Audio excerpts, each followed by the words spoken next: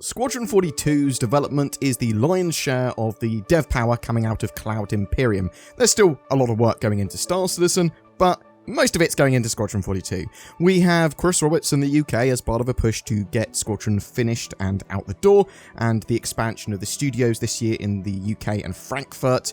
Let's take a look at what Cloud Imperium have been working on over the last few weeks in regards to Squadron, and what they're focused on now in March 2022, as well as a general look at AI and NPCs and renderer updates that are also very much part of Star Citizen's persistent universe and its development. The Squadron 42 feature team developed a new icon for initializing conversations with NPCs. This enables players to see whether an NPC will talk to them as they approach. Its position and brightness also indicate the orientation players need to be at to trigger conversations. Once close enough, the icon will change to inner thought text.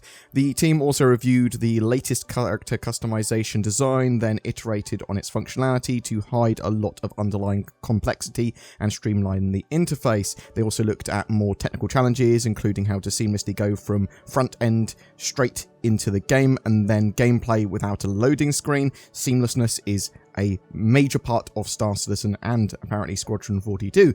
As Squadron is a single player only experience, the team can determine what they want to be loaded at particular points in game much more easily, so they began adding more fine-grained control over what object containers stream in and looked into overriding the systemic entity streaming system. The Space and Dogfight team chose 2 chapters to push to vertical slice quality alongside the social and FPS teams.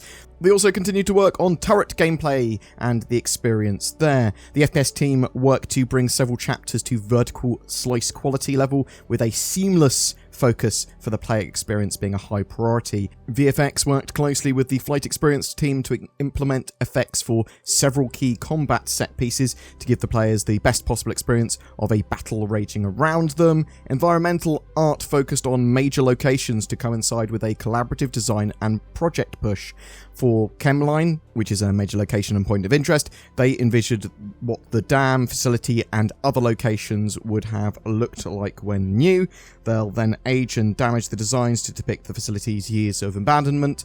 Progress was also made on Shubin's processing area and train station. Lighting and art tweaks were made to the opening chapter to support the overall vision as well. Narrative continued to work with design to refine the triggers and scripts for a new dynamic communication system. Once the scripts were discussed, they were prepped for inclusion in a motion capture session planned for March. Some of the team travelled to the UK to work alongside the mocap and audio teams to capture vignettes and complete the first pass of content for the female player character, including a handful of cinematic scenes developed since the last shoot.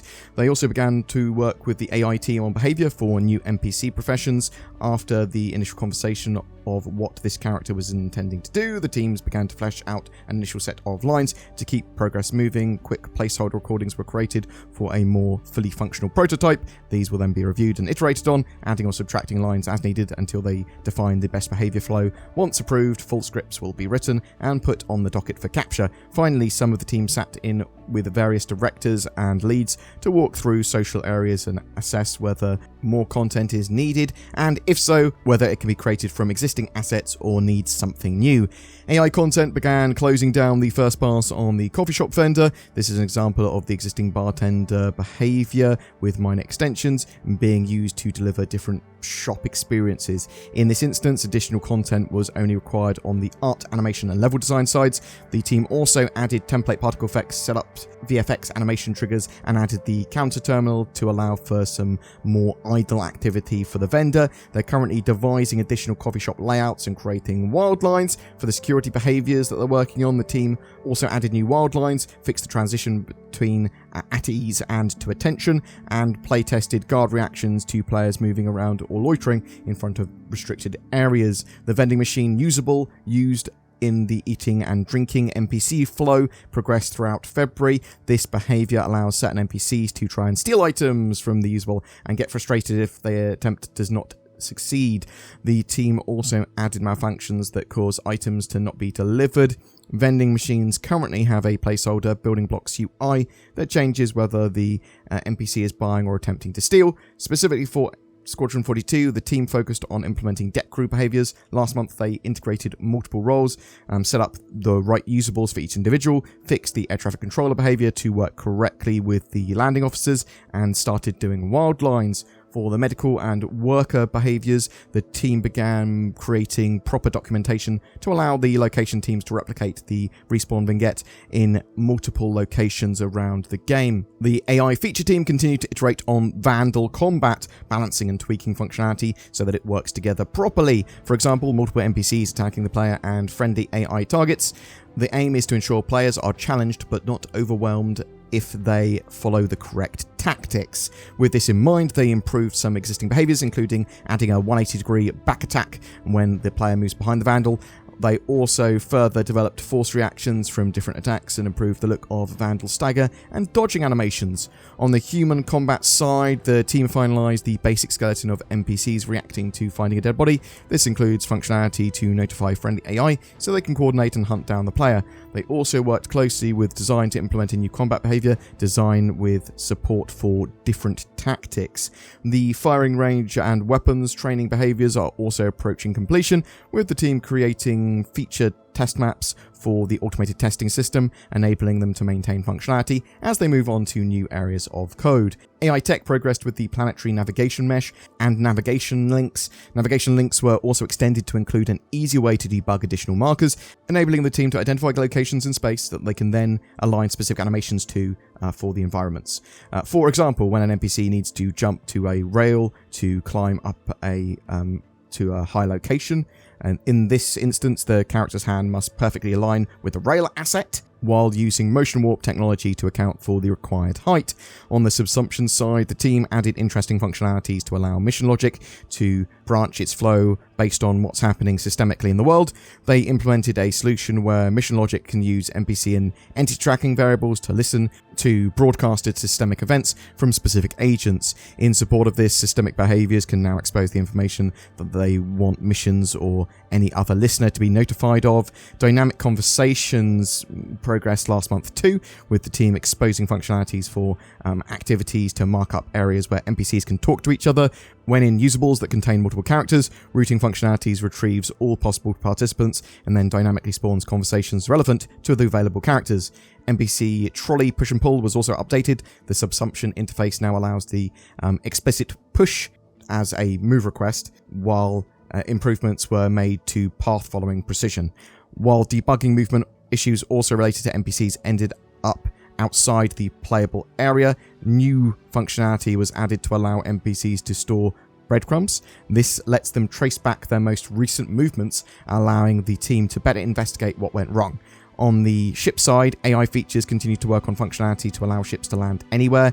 This month, they focused on dynamically placing landing splines to give a unique flavor to each ship, as the splines can define some more visual style. These splines are procedurally adjusted at runtime so that the environment is correctly evaluated and the spline lands the ship even in locations that contain major obstacles. But it's an interesting one because obviously ships have different flight profiles and different thrusters and all that sort of jazz, and yeah, you can potentially, even at a distance, see how a ship is flying and go, I noticed that it's probably this ship because of the way it's flying in this planet.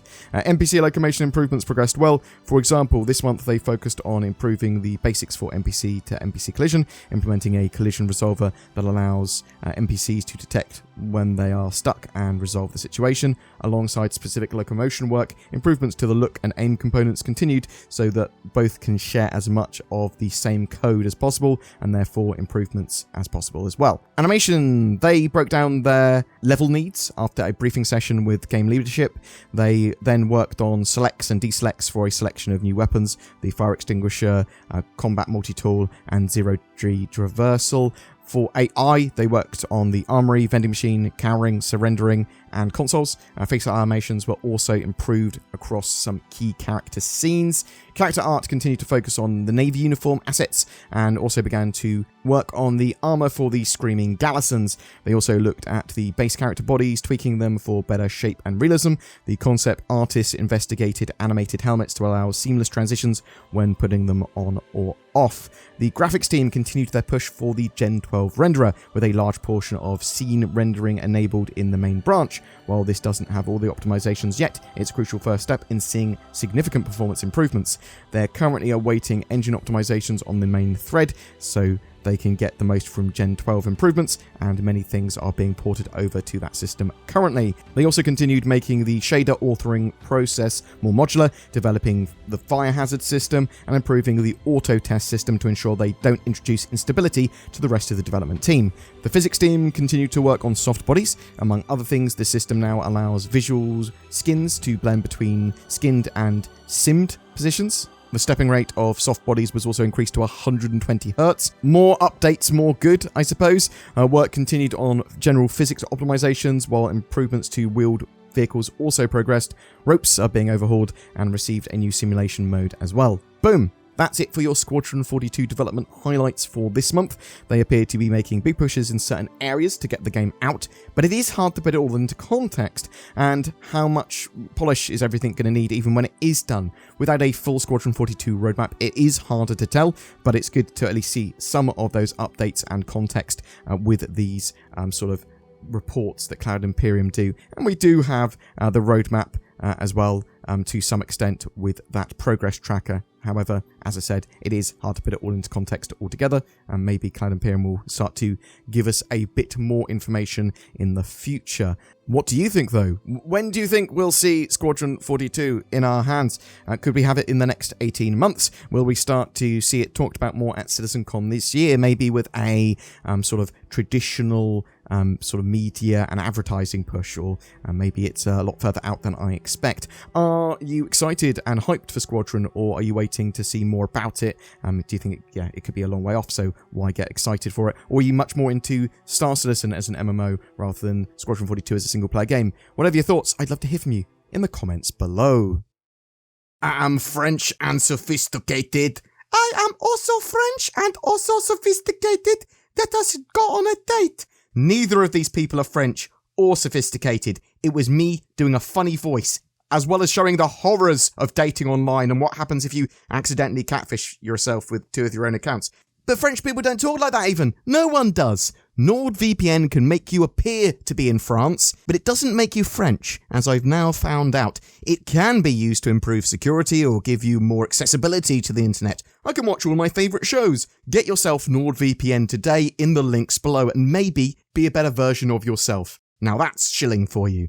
Every month we have a Star Citizen ship giveaway, and March is no different. We have a Crusader Industries Mercury Star Runner. This multi-crew, multi-role, cargo and data running ship is my favourite ship in the game. It has loads of little smuggling holes, it's got a good amount of armament, it can do a little bit of everything in the game at the moment. To be in for a chance of winning it, just comment on any of my videos made during March. More details in the description below. Please consider liking, subscribing, and potentially even clicking that join button under my videos to help further support the channel. Share the videos around with your friends and family. You'll occasionally get exclusive videos, posts, and polls that help influence the channel, along with emotes and badges to show your support. It really does help. There's also a Patreon and direct donations tool for those inclined.